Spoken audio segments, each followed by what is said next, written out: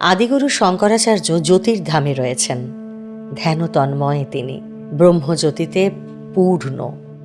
শত চেষ্টাতেও কিছুতেই তাকে বাস্তব জীবনে ফিরিয়ে আনতে পারছেন না তার শিষ্যরা। আচার্যদেব না বলেন কোনো কথা, না দেন কোনো উপদেশ। যে অগণিত মানুষজন প্রত্যেকটা দিন আসছেন আচার্যকে দর্শন করতে, তাদের শুধু দূর থেকে দর্শন আর প্রণাম মাত্রই সম্বল।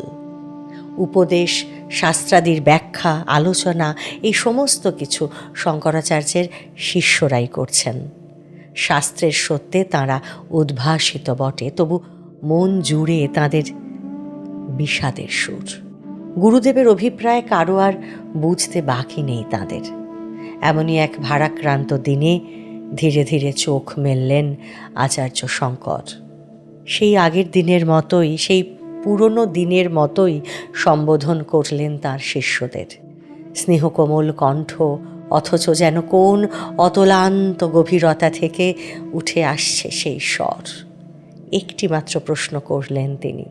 সেই একটিমাত্র কাজই যে বাকি আছে তার। কি সেই প্রশ্ন? সেই কথা দিয়েই তো শুরু করব আজ। তবে শুরুতেই একটা ছোট্ট অনুরোধ, যে চ্যানেলটি সাবস্ক্রাইব করে নেবেন প্লিজ। তাহলে আপনাদের কাছে আমাদের পৌঁছতে একটু সুবিধে হবে। আপনি শুনছেন pastel entertainment presents pastel spiritual চ্যানেলে অদ্বৈত বিজ্ঞানী আদিগুরু শঙ্করাচার্যের অভূতপূর্ব জীবন ও দর্শনের গবেষণা ভিত্তিক উপস্থাপনা অমৃতাঙ্গামায়া, নিবেদনে প্যাস্টেল এন্টারটেনমেন্ট। কিছু প্রশ্ন থাকে তো বলো, শেষ প্রশ্ন। সময়ের বিপরীতে স্তব্ধ হয়ে যাওয়ার আগে সকল শব্দ রেখে যাই, ধ্বনি বা অক্ষর রাখি উজাড় করে। নিজের বলতে কিছু তো নেই বাকি, নিজের করে তবে রাখবো কোথায়? সব সব দিয়ে যাব সবটুকু। আগামী বা তারও পরে সময়ের স্রোত যা যা চাইতে পারে, তার চেয়ে বেশি আরও কিছু। আগত বা অনাগত কাল যার পায়নি নাগাল, অসীম শূন্য হতে তাদেরও জন্ম দিয়ে যাব। চেতনা বিলিয়ে যাব সৃষ্টির প্রতিটি অক্ষরে। কিছু প্রশ্ন থাকে তো বলো, বলো মোরে শেষ প্রশ্ন। হ্যাঁ, এই নিয়ে দ্বিতীয়বার শিষ্যদের ডেকে আচার্য জানতে চাইলেন যে কারো কোনো প্রশ্ন আছে কিনা। মহাপরিনির্বাণের ক্ষেত্রটিও এভাবেই তৈরি করেছিলেন তথাগত বুদ্ধ। তাঁর অগণিত শিষ্যমণ্ডলীর দিকে তাকিয়ে করুণা বিগলিত কণ্ঠে শেষবার জানতে চেয়েছিলেন তিনিও তাঁদের কারো কোনো প্রশ্ন আছে কিনা। এবার আচার্য শঙ্করও ঠিক সেই পথেই হাঁটছেন। সেবার শিষ্যমণ্ডলীর প্রতিনিধি স্বরূপ উত্তর দিয়েছিলেন আনন্দ। এবার শঙ্করাচার্যের সামনে মাথা নত করে উছলে ওঠা চোখের জল আটকে রাখার আপ্রাণ চেষ্টা করে পদ্মপাদ করজোড়ে প্রার্থনা জানাচ্ছেন, যেন পরম গুরুর দেখানো পথেই জীবনের বাকি পথটাও তিনি বয়ে চলতে পারেন, এবং তার অন্যান্য শিষ্যরাও। গুরুদেব যেন তাদের সকলকে শুধু এই আশীর্বাদটুকুই করে যান, আর কোনো প্রশ্ন নেই তাদের। গুরুর কৃপায় তারা সমস্ত দ্বন্দ্বের পারে পৌঁছে গেছেন। আচার্য শঙ্কর পরিতৃপ্ত, তাঁর শিষ্যেরা স্থির চিত্ত হয়ে উঠেছেন। সমস্ত জিজ্ঞাসা পেরিয়ে গেছেন তারা, নিজেরাই হয়ে উঠেছেন সকল সংকটের মীমাংসা স্বরূপ। তবু গুরুর শেষ দায়িত্ব এখনো বাকি। শিষ্যদের আর কোনো প্রশ্ন না থাক, কয়েকটি যুগান্তকারী দিক দেখিয়ে দেওয়া তার এখনো বাকি রয়ে গেছে। এবার সেই দিক নির্দেশের কাজটি করতে হবে তাকে। শঙ্করের মতো যুগাচার্যের কাজ তো আর একটিমাত্র জীবদ্দশায় শেষ হয়ে যাওয়ার নয়। সেই কাজ হবে সুদূর প্রসারী, আর তার ভিত্তিও প্রতিষ্ঠা করে যেতে হবে তার শিষ্যদেরই। আগামী সময়কে সঠিক দিশা দেখানোর দায়টাও তো তাঁরই। তাই উপদেশের ছলে এবার সেই দায়িত্ব পালনের পথেই হাঁটছেন আচার্য শঙ্কর। শুধুই শাস্ত্র আলোচনা আর ব্যাখ্যা নয়, তার শিষ্যদের ঠিক কি কি কাজ করতে হবে সেই নির্দেশ দিচ্ছেন এবার তিনি। বলছেন, একটি সন্ন্যাসী সংঘ তৈরি করা আশু কর্তব্য তাদের, কারণ সংঘ ছাড়া কোনো আদর্শকেই রক্ষণাবেক্ষণ করা যায় না। অদ্বৈত বেদান্তকে আগামী জগতের জন্য চিরকল্যাণকারী হিসেবে জাগিয়ে রাখার জন্য সংঘ জরুরি। আর এই অধিকার একমাত্র সর্বত্যাগী সন্ন্যাসীদেরই আছে। তবে এত মহান দায়িত্ব পালনের জন্য শুধুমাত্র একটি মঠ তৈরিই যথেষ্ট নয়। জ্যোতির্ময় ভারতভূমির জ্যোতিকে অনন্তকাল অনির্বাণ রাখতে এই বিশাল দেশের 4টি প্রান্তে 4টি মঠ প্রতিষ্ঠা করতে হবে। 4 বেদের অনুসারী এই 4টি মঠে ভারত ভূখণ্ডের 4টি দিকের ভিত্তিস্বরূপ। দক্ষিণে শৃঙ্গেরি, উত্তরে জ্যোতির্ধাম, পূর্বে পুরীধাম আর পশ্চিমে দ্বারকা। এই 4টি জায়গার 4টি মঠে অধ্যক্ষ হবেন যথাক্রমে সুরেশ্বরাচার্য, তোটকাচার্য, পদ্মপাদ এবং হস্তামলক। তারা নিজেরা যেমন তাদের গুরু আচার্য শঙ্করকে অবলম্বন করে রয়েছেন, তাঁদের শিষ্যরাও তেমন করেই নিজ নিজ গুরুকে আশ্রয় করে গুরুদেবের মঠেই থাকবেন। ধর্মপ্রচারের ভিত্তিতে ভারত ভূমিকে 4টি সমান ভাগে ভাগ করে দিলেন আচার্য শঙ্কর। আধ্যাত্মিক দৃষ্টিকোণ থেকে ভারত ভূমিকে এমন চুলচেরা ভাগে বিভক্ত করার নজির এই প্রথম। এক একটি মঠের অধীনে ভারতের এক একটি অংশকে নিয়ে আসার আদেশ দিলেন তিনি। আবার 4 ধামের 4টি মঠ প্রতিষ্ঠার সঙ্গে সঙ্গে পৃথিবীর ইতিহাসে আরও একটি অসীম গুরুত্বপূর্ণ দায়িত্ব পালন করে দেখালেন যুগাচার্য। গোটা সন্ন্যাসী সংঘকে শৃঙ্খলাবদ্ধ করার কাজটি এর আগে কেউ করেননি তো। বৌদ্ধ সংঘে সন্ন্যাসীরা শুধুই বৌদ্ধ ভিক্ষু নামে পরিচিত, কিন্তু ভবিষ্যতের উপযোগী শৃঙ্খলা এবং বৈচিত্র্যের কোনো স্বীকৃতি সেখানে নেই। সেই স্বীকৃতি এবার দিচ্ছেন শঙ্করাচার্য। তীর্থ, আশ্রম, বন, অরণ্য, গিরি, পুরী, ভারতী, সরস্বতী, পর্বত ও সাগর নামে সন্ন্যাসের 10টি ধারার প্রবর্তন করছেন আচার্য। এই 10টি সম্প্রদায়ের বাইরে সন্ন্যাসের আর কোনো সম্প্রদায় থাকতে পারে না। হিন্দু শাস্ত্রে একেই দশনামী সম্প্রদায় বলা হয়। এই 10টি সম্প্রদায়ের কোন কোনটি কোন কোন মঠের অধীনে থাকবে তাও নির্দিষ্ট করে দিচ্ছেন আচার্য। ভারতীয় আধ্যাত্মিকতার প্রাণ স্পন্দন গৈরিককে এমন সুশৃঙ্খল অনুশাসনে এর আগে কেউ কখনো কোনো দিন বাঁধতে পারেননি। আর ঠিক এই কারণেই আগত এবং অনাগত সকল যুগের সন্ন্যাসীদের গুরু হয়ে দাঁড়িয়ে আছেন একা আদিগুরু শঙ্করাচার্য। তবে ভারতের সন্ন্যাস আদর্শকে শৃঙ্খলাবদ্ধ করেই কিন্তু তার কাজ শেষ হলো না। আরও এক যুগান্তকারী সিদ্ধান্ত জানিয়ে দিলেন আচার্য শঙ্কর, যে সিদ্ধান্ত কেউ নিতে পারেন ভেবেও অবাক হয়ে যেতে হয় আজও। কি সেই সিদ্ধান্ত, সে কথাই বলবো এবার। এ সময় একটা ছবি খুব মনের মধ্যে আসছে জানেন।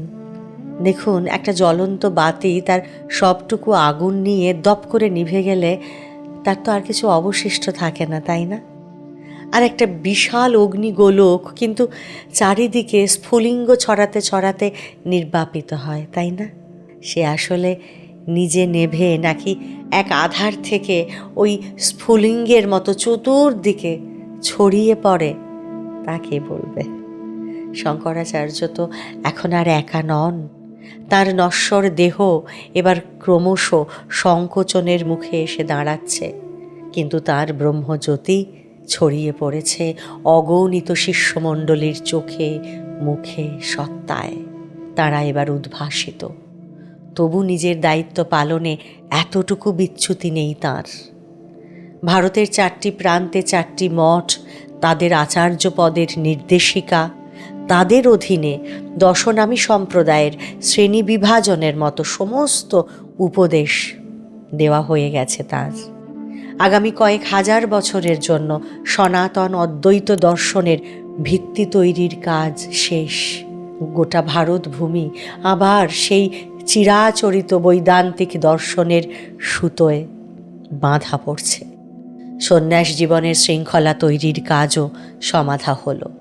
এক জীবনে কত কত শত সহস্র কাজ যে করেছেন তিনি, তবু একটি যুগান্তকারী ঘোষণা এখনো তার বাকি রয়ে গেছে। এবার সেই বজ্র নির্ঘোষটি শঙ্কর কণ্ঠে উচ্চারিত হবে। কি সেই অনন্য ঘোষণা? ধর্মের দোহাই দিয়ে কখনো চরিত্রকে আড়াল করা যাবে না। তার নির্দেশিত পথের মঠাধীশ বা প্রতিটি মঠের আচার্যকে কায় মনোবাক্যে পবিত্র হতে হবে জিতেন্দ্রীয়, সর্বশাস্ত্র বিশারদ একজন আদর্শ সন্ন্যাসী। কিন্তু যদি তিনি তা না হন, তবে শুধুমাত্র পদমর্যাদার সূত্রে অধ্যক্ষ হিসেবে তিনি আসন আঁকড়ে রাখতে পারবেন না। তাকে সরিয়ে দিয়ে অপর কোনো প্রকৃত আধ্যাত্মিক মানুষকেই মঠের অধ্যক্ষ পদে বসাবার অধিকার থাকবে মঠবাসীদের। সন্ন্যাসের আদর্শের চেয়ে ব্যক্তি মানুষ কখনো বড় নয়, এই সিদ্ধান্তের নজির হিসেবে নিজের জীবনটিকেই তো বিছিয়ে রেখেছেন শঙ্করাচার্য, একেবারে খোলা খাতার মতো। মঠাম ন্যায় বা মঠবাসীদের জন্য অনুশাসন তৈরি করে আচার্যদেব এবার বদ্রীনাথ হয়ে কেদারের পথে চললেন।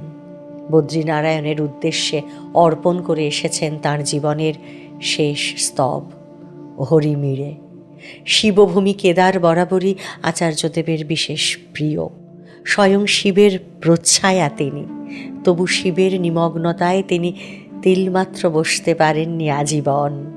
কর্মসমুদ্রের অনন্ত প্রবাহ এতদিন ঘিরে ছিল তাকে, এবার যেন সে সব মিলিয়ে গেছে কোন সুদূরে।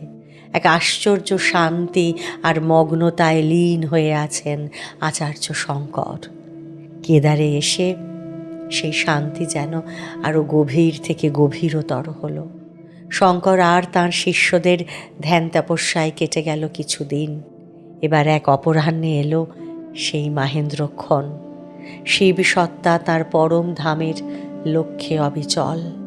তার সকল শিষ্যকে কাছে ডেকে যেন কোন গভীরের অন্তরাল থেকে বাংময় হলেন আচার্য শঙ্কর। জ্যোতির্ধামে যে প্রশ্ন তিনি করেছিলেন, এই শেষবারের মতো সেই প্রশ্নটি আবারও শুধলেন আচার্য। নিবিড় কণ্ঠে শিষ্যদের কাছে তিনি জানতে চাইলেন, আর কোনো প্রশ্নের নেই তো বাকি? এবার এসেছে ক্ষণ, সেই মহাক্ষণ। আমার আমির সাথে রইব একাকী। আপন স্বরূপের শুনেছি সে ডাক, থাক সব থাক। বিশ্বের পথে যত মাইক বাঁধন, যত উপদেশ আর তত্ত্ব সাধন, সে সবের থেকে ক্রমে দূর হতে দূরে এবার মিলিয়ে যাব। আকাশের কোলে যেন মিলায় পাখি, আর কোনো প্রশ্নের নেই তো বাকি। আপন স্বরূপে লীন হতে চাইছেন আচার্য শঙ্কর। শিষ্যদের হৃৎস্পন্দন থেমে গেল বুঝি এবার। এ বিচ্ছেদ যে বড় যন্ত্রণার। তাদের গোটা জীবনটা যে পরম গুরুকে উৎসর্গ করে রেখেছেন তারা, সেই অনন্ত গুরু মূর্তি এবার বিদায় চাইছেন। তাঁরা তাহলে থাকবেন কি করে? তবু সাধারণ মানুষ আর আচার্য শিষ্যদের তফাৎ তো থাকবেই। পূর্ণ কাম তারা, প্রজ্ঞায় ভাস্বর, আত্মার অবিনশ্বরতার বোধ তাদের আছে। তাই সমস্ত কষ্ট বুকে চেপে মুখে শুধু বললেন, আর কোনো প্রশ্ন বাকি নেই। সকলই পেয়েছি দেব পূর্ণ মনোরথ। অন্তর জুড়ে আছে সার সম্পদ, তাকেই পাথেয় করে গুরুপদ ছায়ে চিনে নেব শাশ্বত নিজ আত্মায়। আচার্য দেব এবার পরিতৃপ্ত, প্রাণ ভরে আশীর্বাদ করলেন তার শিষ্যদের। তাঁরা যেন ব্রহ্মস্বরূপে অধিষ্ঠিত হন, আর স্মরণ করিয়ে দিলেন তাদের কর্তব্য সনাতন বৈদিক ধর্মের প্রচার থেকে কখনো যেন তাঁরা বিরত না হন। শিষ্যদের প্রতি স্থূল দেহে এই তাঁর শেষ আশীর্বাদ। শঙ্করাচার্য এবার লীন হলেন গভীর ধ্যানে। সে ধ্যান আর ভাঙল না। ধ্যানমগ্ন অবস্থাতেই যোগ বলে ব্রহ্মরন্ধ্র দিয়ে তিনি মুক্ত হলেন তার শিবময় আত্মা। এমন শোনা যায় যে আচার্যদেবের নশ্বর শরীরও আর পাওয়া যায়নি। সেই শরীরটিও নাকি মিশে গিয়েছিল কেদারনাথের সঙ্গে।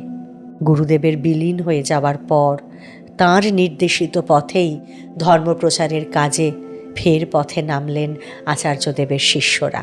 কালের গতি এগোয়, বয়ে চলে সময়ের অনন্ত প্রবাহ, কিন্তু সেই প্রবাহের মধ্যেও যিনি তাঁর আপন মহিমায় উজ্জ্বল হয়ে থাকতে পারেন, তিনিই তো শাশ্বত আত্মা, তাই না? আচার্য শঙ্কর আজ আর শুধুমাত্র একজন ব্যক্তি মানুষের নাম নয়, তিনি প্রাচ্যের আত্মা, অধ্যাত্ম জগতের ভিত্তি। তিনি 32 বছরের সেই যুবক সন্ন্যাসী আজ আর পথে পথে হেঁটে বেড়ান না ঠিকই, তবে এই একবিংশ শতকের কোনো জীবন জিজ্ঞাসু মানুষ যখন উপনিষদের বাণীর সামনে নত হচ্ছেন, তখন তিনি আসলে সেই আদিগুরু শঙ্করাচার্যকেই প্রণাম করছেন। কোনো তপস্বী যখন ব্রহ্মচর্যের পথ বেছে নিচ্ছেন, বা কোনো ব্রহ্মচারী যখন সন্ন্যাস লাভ করছেন, তাঁরা প্রত্যেকেই আসলে আদিগুরুর আশ্রয় লাভ করছেন। আধ্যাত্মিক জগতের এমন কোনো ক্ষেত্র নেই যেখানে আচার্য শঙ্কর তার অমৃত স্পর্শ রেখে যাননি। আমরা হয়তো আমাদের অজান্তেই সেই বিরাট সত্তাকে ছুঁয়ে থাকি আজীবন। আমরা প্রতিটি ভারতবাসী আসলে আদিগুরু শঙ্করাচার্যের উত্তরসূরি, তাঁর আধ্যাত্মিক চেতনার উত্তরসূরি। এ কথা যেন আমরা কখনো ভুলে না যাই। আজ এখানেই শেষ করব। আমরা শেষ করলাম আদিগুরু শঙ্করাচার্যের ঘটনা বহুল জীবন এবং দর্শনের গবেষণা ভিত্তিক উপস্থাপনা অমৃতাঙ্গময়া। আবারও ফিরে আসব আগামী সপ্তাহে অন্য কোনো বিষয় নিয়ে আপনাদের কাছে, অন্য কোনো আলোর সংবাদ, অন্য কোনো আলোর খবর নিয়ে। ততক্ষণ আমাদের সঙ্গে থাকুন আর শুনতে থাকুন শুধুমাত্র প্যাস্টেল স্পিরিচুয়াল, আপনার আমার সকলের ভালো থাকার পাসওয়ার্ড।